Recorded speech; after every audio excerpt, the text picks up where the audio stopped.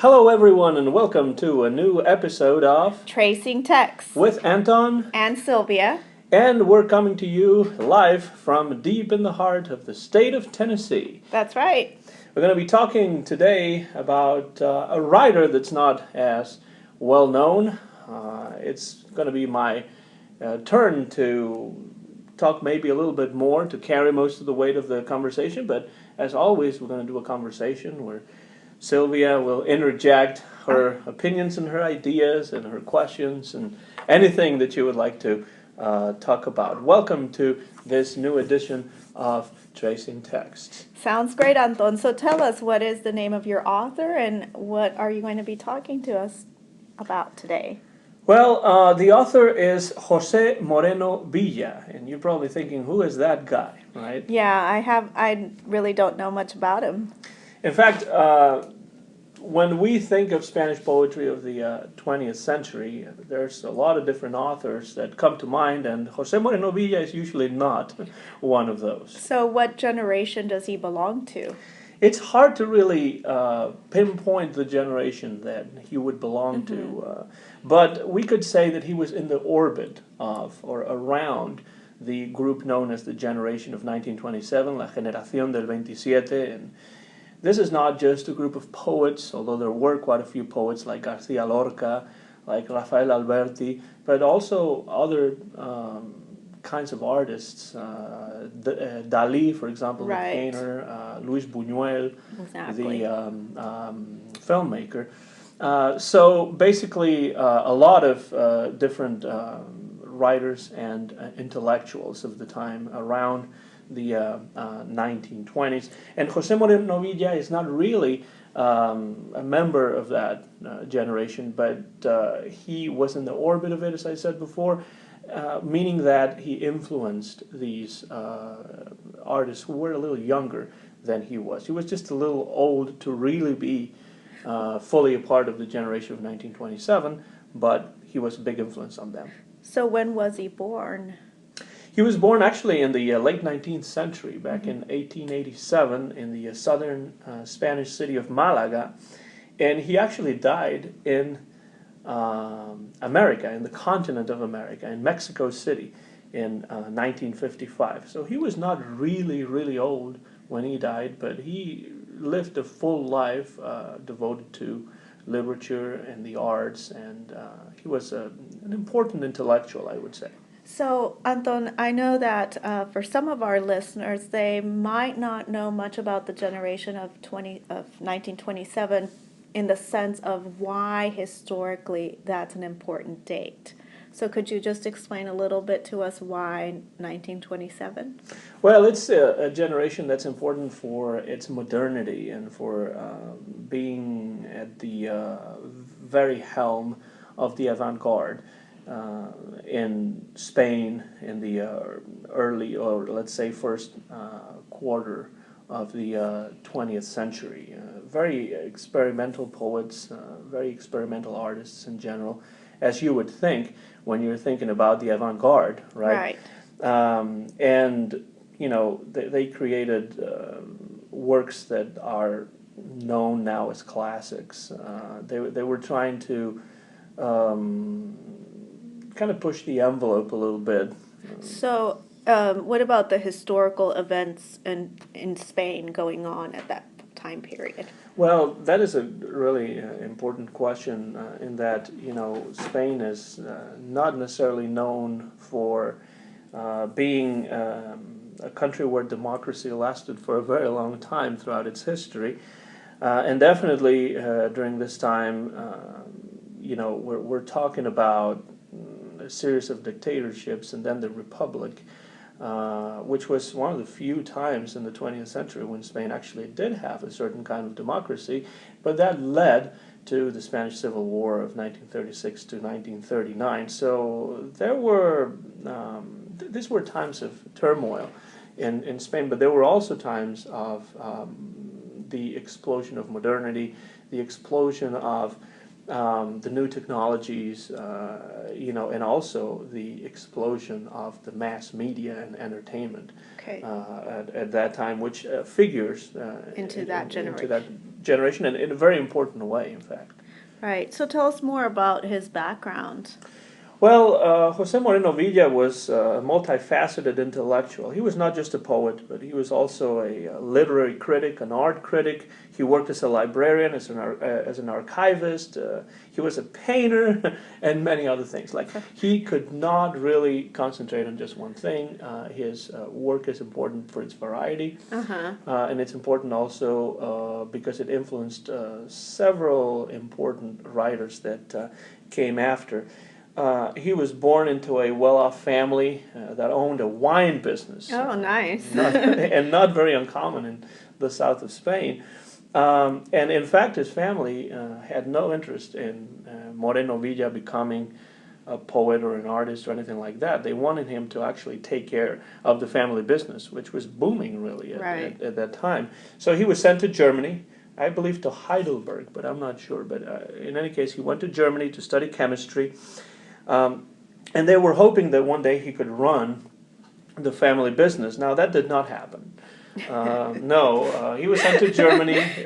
He was a young guy at that point, and he was much more interested in art and in literature than he was in chemistry. And I can understand that, because I myself was never very interested in chemistry. So did he stay in Germany, or what happened next? No, he did not really stay in Germany in the 19-teens, early 19-teens actually. He moved to Madrid. He didn't go back to Malaga, even though Malaga was a city at that time, where there was quite an interesting artistic and literary scene. But he went to Madrid, the capital, and there he came into contact with very important people, like Ortega y Gasset, for example. Oh, yeah.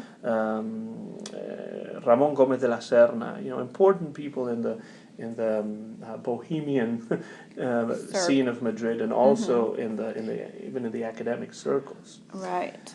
And he also became, at this point, the inspiration for some of the writers, as we said, of the generation of 1927, and he lived for several years at the well-known Residencia de Estudiantes, or residence of students. I mean, I'm not really sure how we would translate that, but it was a teaching institution that was very important at that time. In Spain, and important intellectuals and artists like Rafael Alberti, like Garcia Lorca, like Dalí, like Buñuel, as we mentioned before, they were in contact with that institution. Also in the 19-teens, he starts writing poetry. And again, this is not the only thing he does, but his very first books of poetry come in the 19-teens, 1913. For example, he publishes his first one called Garba, El Pasajero, the Passenger, from 1914, and Evoluciones, or Evolutions, from 1918. And he published a couple more. And he also began painting. He also began writing articles in several newspapers, in several journals.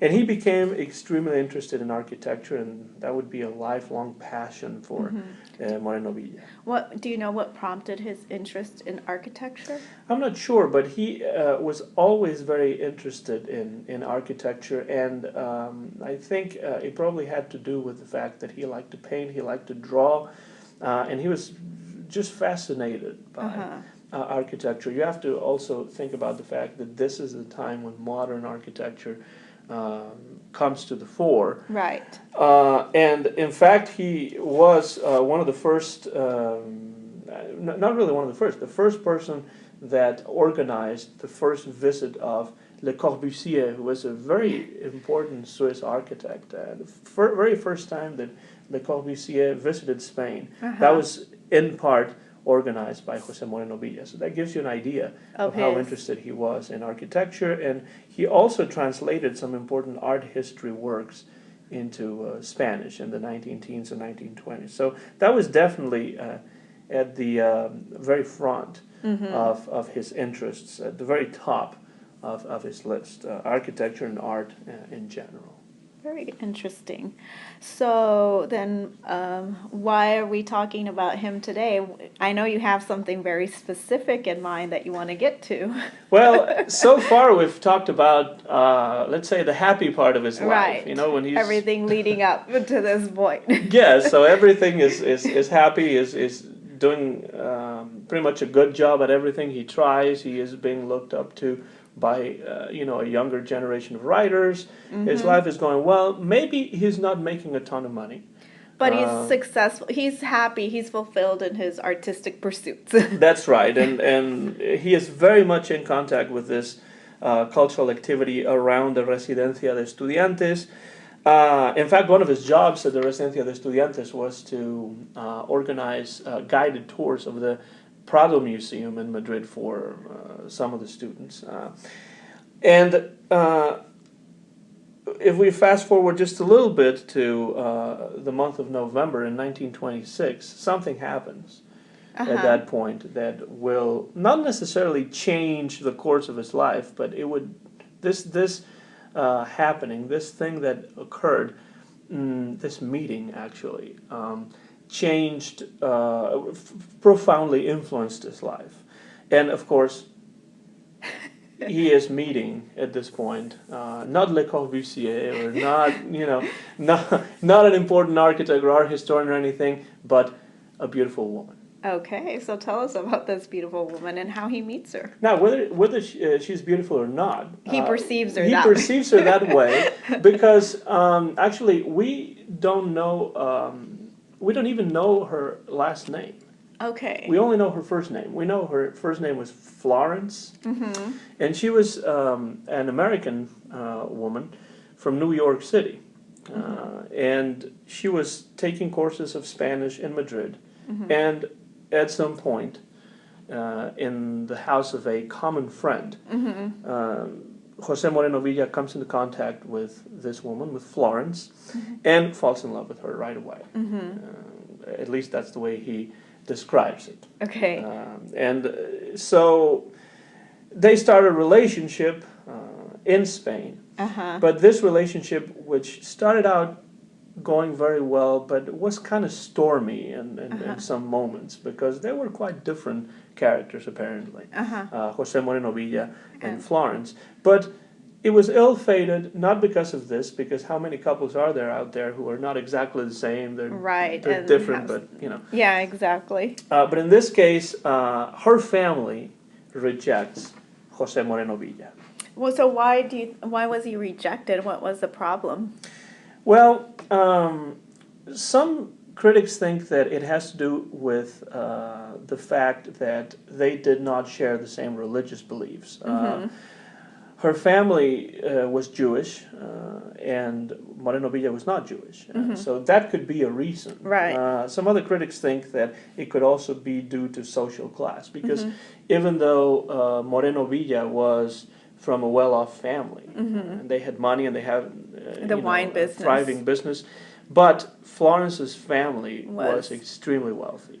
Now, considering the extreme wealth that she was from, has any research been done as to this real Florence, since we don't know who she is? That's quite interesting, and now I want to find out who Florence is. She sounds like a fascinating woman in many ways, but and we know that they kept in touch throughout their lives. Right. But he never gave her last name, and in none of the articles that I've been able to dig up and have read actually go into her family history or what her family name was or anything. But I mean, looking at maybe archives in New York City of who lived there, prominent Jewish families, for example. I mean, it would be difficult, but perhaps a way of finding out who Florence actually was. I'm intrigued. I am intrigued too, in fact, but I have not been able to find anything. Maybe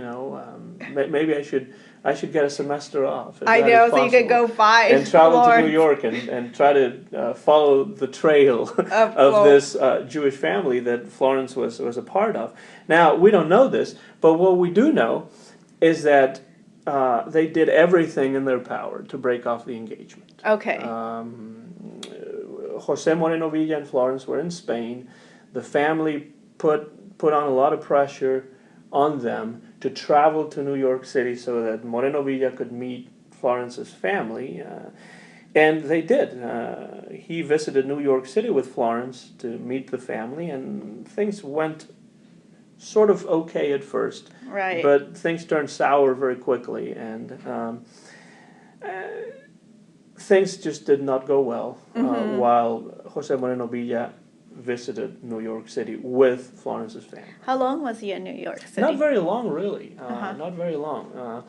Just a few weeks, really. That first visit to New York right. that he made with her was not very long. It was very important in his life, right. though, for two main reasons. First of all, because he thought he was coming to New York City to meet the family of his fiancée, his future wife, but then the engagement was broken. Right. And it didn't take too long either. One wonders if maybe the relationship between the two of them was not very strong right. at that point yet. And so it was easier for her family to actually influence that right. relationship. But in any case, there was no wedding bells were ringing for Jose Moreno Villa.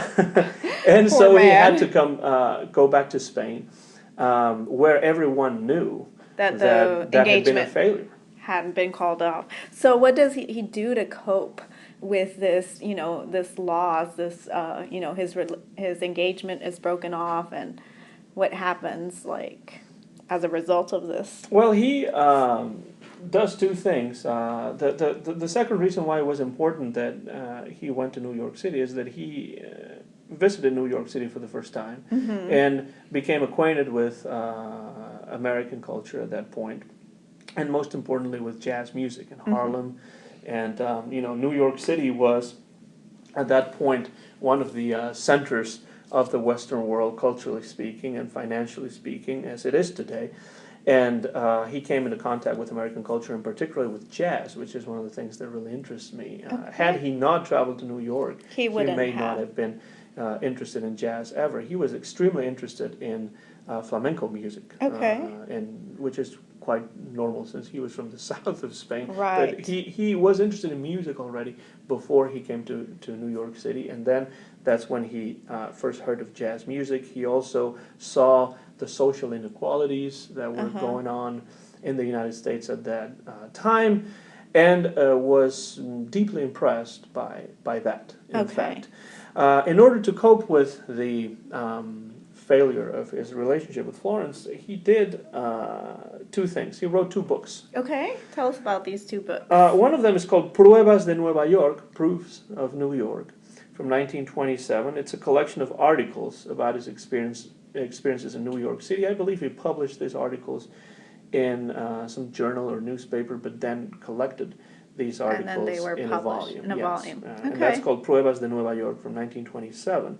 And most importantly for us, because this is what we're talking about today, is a collection of poems that he wrote entitled Jacinta la Pelirroja, Jacinta the Redhead, from 1929. And in this collection of poems, he reflects upon the experience of visiting New York with Florence, and also he reflects upon his relationship with this American woman whose last name we do not know. He also made the illustrations for this volume of poetry.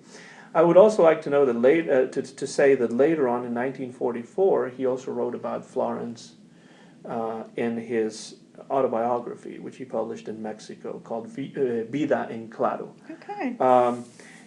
Now, the interesting thing about Jacinta la Pelirroja is that he talks about Florence, but he does not mention Florence. Okay, so how does he kind of deal with her as a, obviously that's the subject matter.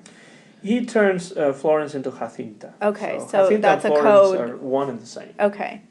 So he kind of makes a thinly veiled attempt to disguise the identity of Florence, which he's not really even trying to do that, but he uses a different name, let's say. And so Florence becomes Jacinta. The book is subtitled Poema en Poemas y Dibujos, so it's a poem in poems and drawings. So the drawings are also an important part of the volume.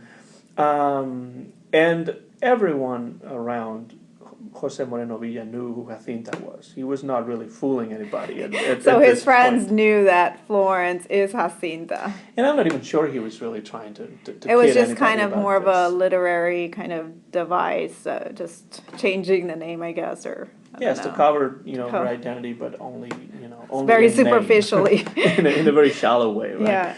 Yeah. What I like about this book is that it's a really good example of the avant-garde poetry that the generation of 1927 would become known for, and he was very influential when he was published. Very influential on people like Garcia Lorca, for example. Right. However, these days, I have the book in my hand. It has been, reprinted, and there's been a few editions since 1929. But it's quite forgotten today. It's It's interesting not that really that's the written case. about a lot. It's also an example of what we know as poesía pura, Okay. pure poetry. And what is that? Well, if you think of romantic poetry as extremely flowery and dramatic, right? This is the opposite of that. It should be more direct poetry, stripped of any rhetoric, of any sentimentality, not flowery at all. And in some cases, it approaches almost prose poetry. Okay. Right? Not quite. It doesn't get there yet. But it's definitely not what we consider just romantic poetry. It's very different from Yeah, that. so I'm sure he was heartbroken, right? Like anybody would be in a situation like this, but he was not trying to let it show. He was trying not to let it show, really, and he was trying to write poetry that was more direct, straight to the point, and almost, in some cases, he tries to detach himself from the goings on, from what happened Right. in the real story with Florence / Jacinta. Right. And this has led some critics to talk about Jose Moreno Villa's sportsman's-like view of love relationships. And what do you mean? What do they mean by that? Or can you explain to us a little bit of what the critics are trying to convey with that term? Yeah, I think they mean something like the view of love and love relationships as a sport. The idea that it would be possible to talk about a love relationship, whether it be a positive or a negative one, as in this case, from a detached point of view, attempting to do away with sentimentality. Okay. I mean, he was very hurt, right? Right. But he tries not to let it show. He's not always good at it. I mean, you can tell. He's making a reading big these books. effort. So, in other words, they're saying that through his detachment, he's being kind of like a good sport about it. That's right. And Even though this very brief relationship was so life-changing for him. And Yeah. it was life-changing, yes, but that's exactly Yeah. the expression. He's Okay. trying to be a good sport about it. He's not trying to necessarily blame Jacinta, Florence, for what happened, but he's trying to take a detached view of it, trying to analyze things. But it is very difficult to do that as it has just happened. Right. Maybe 20 years later, 30 years later, he'd be able to do that. But right away, when this has just happened, It's kind of difficult to kind of strip it completely from all sentimentality. that's right. And Okay. there's two things about this book that I really like. One of them is the influence of jazz, both in the content and in the form of some of the poems. Okay. And you can see this in the very first poem Can you of the... maybe give us a little bit of an example? Yes, and in fact I have it right here. Oh, very good. And, I must say that this book, published in 1929, as far as I know, has not been translated into English. It has been translated into Italian, I think, Okay. but not into English. And so, when I'm talking about the influence of jazz in the content and in the form of the poems, I'm talking, for example, on the one hand, about the fact that jazz music is mentioned several times throughout the collection of poems. And if you open the book, the very first page, the very first poem, which is called Bailaré con Jacinta la pelirroja, I will dance with Jacinta the redhead, he talks about dancing with Jacinta, the broken black rhythm of jazz. Uh-huh. He says, eso es, bailaré con ella el ritmo roto y negro del jazz. Europa Okay. por América, etc. Okay, so the content of it already mentions jazz. Right, and also the imagery that it's a jazz also. That's right. Right. So whatever jazz suggests that for he him. also exactly. Yeah. The idea of race, also comes into play here. The idea of modernity, because we're talking about the 1920s. Mm-hmm. We're not talking about what we understand as jazz these days. Right. We're not talking. Yeah. From that point, his point of view, obviously. That's right, and from the point of view of the 1920s, right. Which jazz has evolved over the centuries a great deal, mm-hmm. and so we're now in 1929, and we're talking about the music that was called jazz back then, mm-hmm. which was totally new to him, and he was able to. He came into contact with it right. In New York, so. On the one hand, it's the content of the poem, but also the form of the poem, because he's trying to use at some points, even in this very mm-hmm. same poem, uh-huh. the rhythms of jazz okay. in the actual form of the poem itself. Okay. I can give you an example very quickly. You know how jazz in the 1920s was basically known for its syncopation. Right. It was very important, and so. At some point in the poem, he says, "Oh, Jacinta, pelirroja, peli, roja, pelirrojiza." So he's trying to break down the syllables, playing with the words in a very syncopated sort of fashion. Okay, so I understand now what you meant. Sorry that there's really not a translation. But yeah, it's very difficult to translate something like that to make it, I mean, it would be difficult to do so. Another interesting thing also, Sylvia, about this book is the depiction of this woman, mm-hmm. Jacinta. And Jacinta is always presented, always depicted as the epitome of a modern, dynamic woman. Or what Moreno Villa perceived to be this modernity of women in the 1920s, 1930s, particularly American women as opposed to the Spanish women that he knew. So that Jacinta / Florence is depicted here as a woman devoid of feeling, who likes to play with men. She's a femme fatale. A little bit like a femme fatale. But I imagine she was a flapper. Yes, it's more like this ideal of the flapper. So in trying to turn away from romanticism, right? You know how romanticism also idealizes women in very clear ways. He is idealizing women from a modern perspective. And it's a very detached sort of way. That's kind of the ideal of the period. Kind of detached and playful and, devoid of feeling. Not as interested in him as a man or as a person as he is interested in her. Right. Which, it definitely happened a little bit that way. But from that personal experience to turn all women, all modern women into that, it's obviously, a little bit problematic right. to say a big generalization. You're listening to Tracing Text with Anton and Sylvia. And we're talking about the life and the work of Jose Moreno Villa, definitely not one of the best-known poets of the 20th century in Spain, but definitely an interesting one. Yes. So tell us more about what happens after he writes this collection of poems.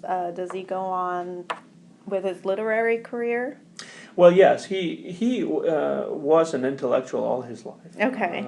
And so he came back to Spain without a wife and deeply hurt, as we said before, and kind of disappointed as well. Right. But at the same time, he went back to his old life as an intellectual, and he actually did look forward to that, and that helped in many ways heal the wounds of this traumatic relationship with Florence, at least a little bit, because these wounds never really healed completely. It's even though, it's ironic because he's so anti-romanticism, but he's almost epitomizes this like a continued love for this woman is kind is of funny. He tries to be detached. It's hard to not laugh. I understand. He tries to be detached in the book, and as I say, he doesn't He's quite not get succeed. there. It takes decades, maybe. And when you say decades, you're absolutely right, because he did stay sporadically in contact with Florence throughout the 1930s, the 40s, and the 50s. She married Okay. somebody else, one of her friends from college, I believe, or from her society circles. But she apparently never forgot about him either.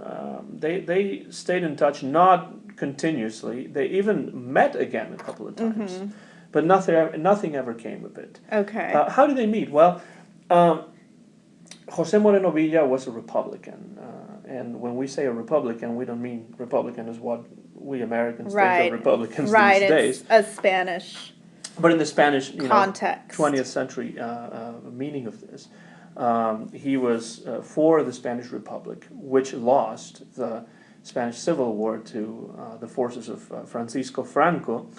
And so during the dictatorship that Franco established, started in 1939, Jose Moreno Villa fled Spain because he was a Republican, and so he came to the United States. Okay. Did he go to New York? He actually lived in Washington part of the time, in D.C. Okay. But he ended up settling in Mexico City. Okay. Do you know why he decided to do that? Did he have friends? I know there was a big expatriate community in Mexico City, like Buñuel ended up there as well. Yes, that's one of the reasons. He had a friend as well who lived there, who persuaded him actually to move to Mexico City. I have the feeling that the language had something to do with it as well, and that expatriate community that you're mentioning. And so he settled in Mexico City, and he lived there the rest of his life, really for the next almost 20 years. He lived in Mexico City, and he kept writing poetry. He continued his various scholarly activities. He published that autobiography that I mentioned in 1944. And the interesting thing is that this friend that he had, who lived in Mexico City, suddenly died in 1937. Okay. Not too late after Moreno Villa had moved to Mexico City, his friend passed away in 1937, leaving a daughter and a widow. And so what does he do? He marries the widow. So, oh my goodness, that's an interesting turn of events. It is. It's kind of strange. He actually gets to see or to meet Florence at some point in Mexico City. Oh, okay. But nothing came out of that. I'm not sure if she was still married at that point or not, but nothing came out of that. And what he finally does is he marries the widow of his very good friend who passed away in 1937. Then he has a son with this woman, and so basically he had a son and a stepdaughter that he lived with, together with his with his first and only wife in Mexico City until he passed away himself in April of 1955. He really kept working almost right up until the day he died. And at his burial in Mexico City, so that the listeners understand how much of a Republican he was, his coffin was draped in the Spanish Republican flag, which is different from the Spanish flag that we all know. As you know, the Spanish flag is red, yellow, and red. The Republican flag is red, or was red, yellow, and purple. Okay, so he was definitely very patriotic to the republic that existed for a short-lived period. Yeah, very faithful in that way. Right. Although he was not really the most political minded of people. He was much more interested in scholarly research, in his poetry, and a lot of his poetry is quite experimental. But he still had a sense of being persecuted because he wouldn't have left Spain otherwise, probably, I assume that. That's right. You're right. He would have stayed in Spain, like several other writers, both politically minded and not so much, did. Many writers actually stayed behind Right. and did their best to fight the dictatorship. Some obviously, as like much as they Lorca, could. there were consequences to staying behind. Yes, in the case of Lorca, Uh-huh. he lost his life. But there were many intellectuals who Who- exiled themselves, who fled Spain. You mentioned Buñuel, for example. He has a very important part of his career in Mexico, where he made some important movies, Right. now known as his Mexican period, etc. So he definitely devoted most of his life, Jose Moreno Villa, to doing scholarly research, to writing poetry, and not just to writing poetry, but also to writing articles about art history and about architecture. And he collaborated on several different journals of different kinds. Several anthologies of his poetry came out while he was still alive. And he was well respected. Right. And for a person who was as well respected as he was, he's definitely not as well known these days as some of the other writers who were contemporaneous to him.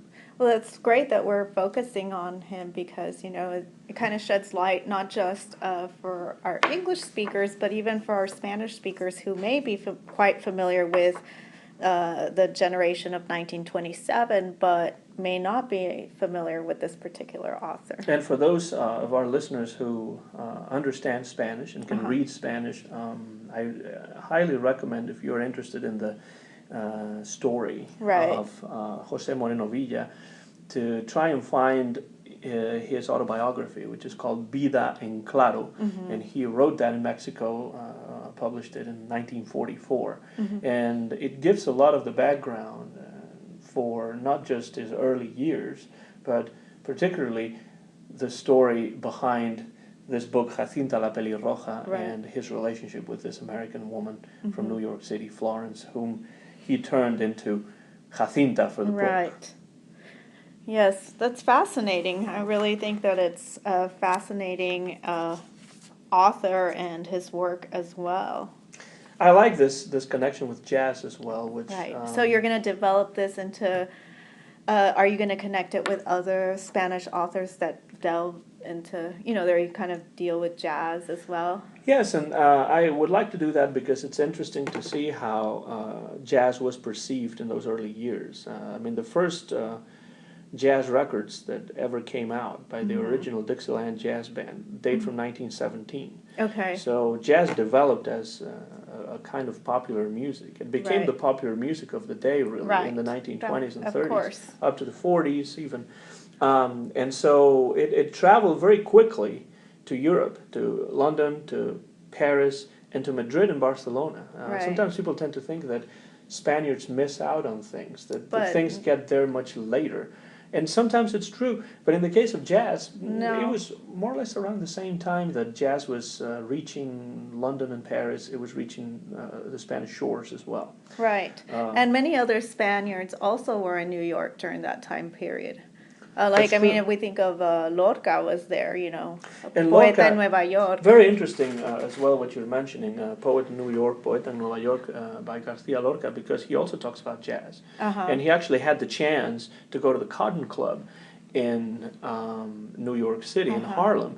And he probably had the chance to see Duke Ellington. And, Lorca, in fact, was himself a musicologist. He was very interested in music. Well, yeah, and similarly, I thought it was interesting that you said that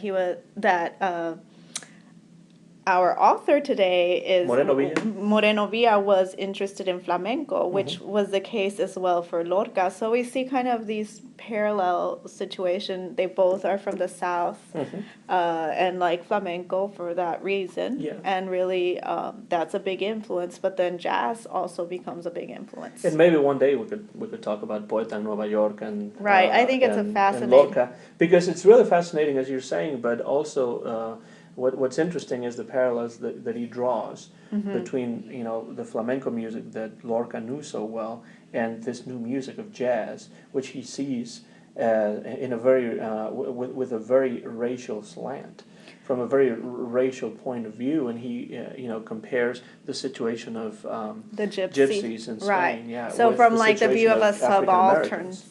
point of view. Yes, so that would be something, and in fact, whenever I think about the relationship between Spanish literature and jazz, that book by Lorca also figures prominently Right. in this idea.